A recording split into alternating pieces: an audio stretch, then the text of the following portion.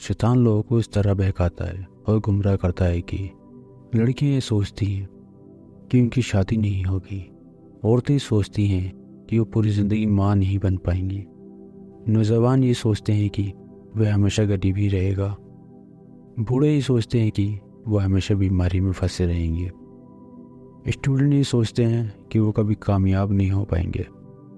दोस्तों, ये सभी गलत फहमियाँ और बुरे ख्याल शैतान की तरफ से होते हैं। अल्लाह ने सूरत अल-बकरा में फरमाया कि ए मेरे बंदो, शैतान तुम सबको गरीबी का डर दिखाता है और गुनाह करने का हुक्म देता है, लेकिन अल्लाह वादा करता है कि वो तुम्हें रिस्क भी देगा और गुनाहों को भी माफ़ करेगा। तो दोस्तों, हमें शैतान के बहकावे में नहीं आना चाहिए, हमेशा अल्लाह से लो लगाना चाहिए, क्योंकि रिस्क और कामयाबी देने वाली सिर्फ अल्लाह ही की ज़ात है। वीडियो अच्छी लगी हो तो उसे लाइक करें, हमारे चैनल को सब्सक्राइब करें और बेल आइकन ज़रूर दबा दें, जिससे हमारी नई वीडियो का अपडेट आपको मिलता रहे।